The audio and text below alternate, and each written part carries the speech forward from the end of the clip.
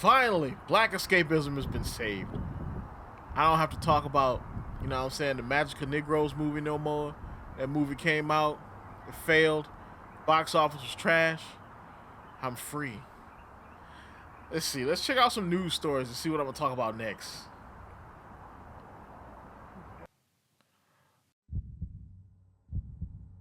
They bringing back Good Times. What?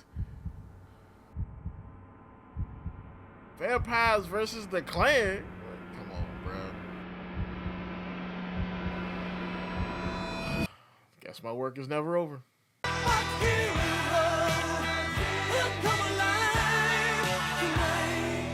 What is up, YouTube? My name is Mario, aka the Loot Box Hero, aka YouTube's greatest fat man here, bringing you another video.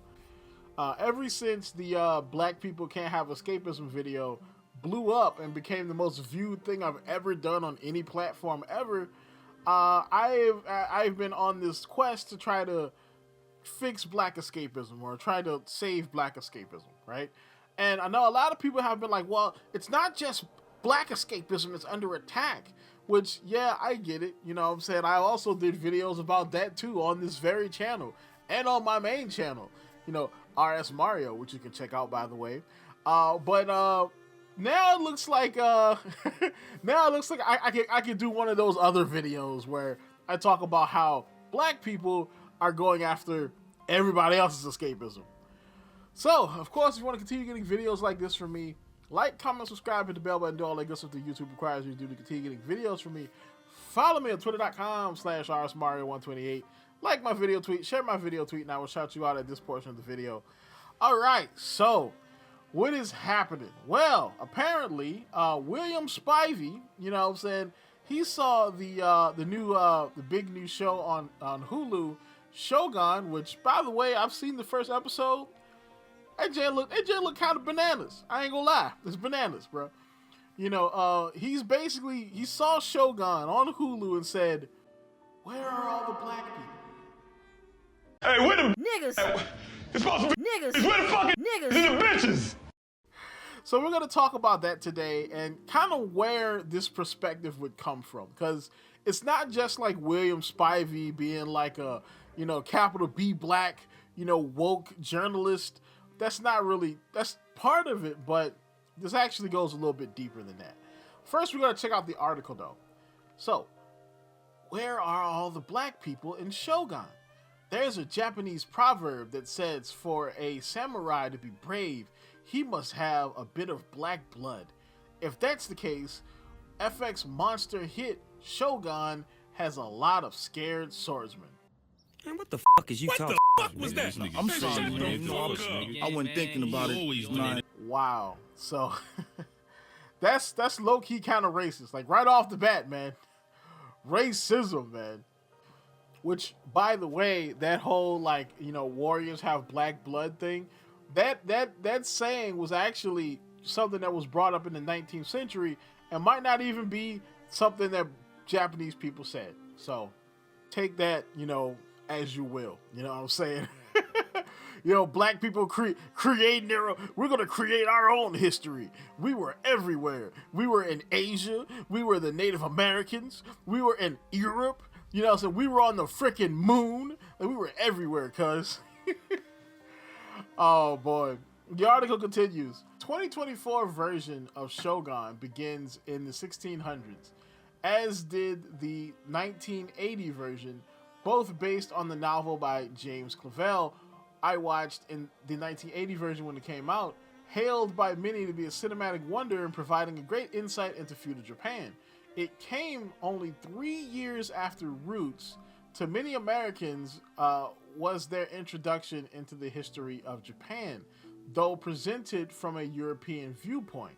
1980's Shogun, starring Richard Chamberlain, also reinforced the white savior trope, far too common in the film industry and history books. Yes. So, and remember when I said we're going to get a little bit deeper into this? This is what I'm talking about. See, the white savior trope is a narrative trope. Narrative tropes usually pertain to fiction.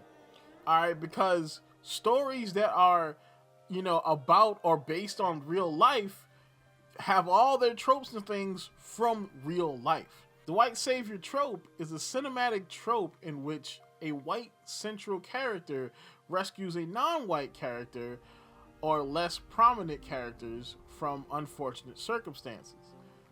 Okay, which I understand in like a fictional sense how this could work. A lot of people say that Dune has the white savior trope in it, which I wouldn't exactly agree, but I can understand how you could come to that point. But Shogun, the book and the 2 TV shows are all based off of real life happenings. Okay, John Blackthorne is actually based off of a real person, all right, who actually did go to Japan and actually did become a samurai. So I don't really get how he's a white savior if that actually happened. Like, white people actually helping black people or POCs of any type, they're not white saviors. Like, this he feels like one of the type of people that would get mad at Mr. Beast for like giving Africans water. I'm just saying though. The 2024 version focuses more on the Japanese perspective. The white characters appearing in the first episodes representing Portugal, Spain, England, and Holland could hardly be deemed as heroic. However, the character John Blackthorne, now played by Cosmo Jarvis, is already a pivotal figure and will be the hero alongside the Japanese characters. Others are already praising the new 10-part series as a cultural sea change from the 1980 version. I asked the question now that I naively didn't ask in the 1980s, mainly because you were probably more than likely a kid at least. Where are the black people? Hey, where the Niggas. It's supposed to be Niggas. Where the fuck Niggas. And so here's the thing, like, there were no black people in Japan at this point. All right, the first black person in Japan, like, period, was Yasuke. All right, and he came in at a point where we don't even have a great deal of records about what happened, because he was also caught up in the regime change between Oda Nobunaga and I believe Tokugawa took his place. And so after, Oda got assassinated, we don't really know what happens to Yasuke, because Yasuke was working for Oda. The only reason that he was a samurai was because of Oda Nobunaga. So, I mean, there were no, like, black people in Japan. Japan is an isolated country in East Asia. Now, I could somewhat understand if this was, like, 1600s Europe, even though there wasn't a big population in Europe a black population in Europe back then. I mean, there was a black population, but we're talking about Japan, man. Come on now. I don't ask out of a desire to see representation when it isn't historically accurate. That's a lie. I inquire because there were black people in Japan in the 1600s and before, though Japan could teach Florida a thing or two about rewriting history. What, are you retarded? Oh, so the Japanese people who lived there their entire existence are lying about the history because they don't want to tell that black people were a big part of Japan, even though you don't see that many black people in Japan to this day. I mean, where are the black, family lines, the bloodlines of Japan, if there was black people there for the last, 500 years? According to multiple sources, one of the early real-life shoguns, oh boy, this is going to be interesting, Sakunue no Oh, you almost had it. Sakunue Tomuramo was black, though denied by others. There is a consensus he was something other than pure Japanese, and he's often considered to be from the Ainu, the darker-skinned indigenous people of northern Japan, who were subjected in forced assimilation and colonization. Wow, I thought colonizers were just white people. I thought that was just a white people thing, but apparently it's not. So, of course, Sakanue was a real person, You know what I'm saying? And Spivey is taking the old Netflix approach and race swapping an actual person. I've done research on Sakanue and I have not found a shred of actual Japanese evidence to prove that he was black. Now this goes to something that black people tend to do, and I don't really blame I don't really blame my people because I get why we do this, but black people get kind of Columbus-y when it comes to culture. Okay, they kind of claim a lot of different cultures, you know. And it's not just AI that's doing it, all right? It's actual black people. They've been doing it for a while. Like, black people have said that they were the original Native Americans. Black people have said that they were the original, like, you know, Europeans. Like, this is something that has happened a lot. And mainly it comes from the fact that the American black people lost our culture because of the slave trade.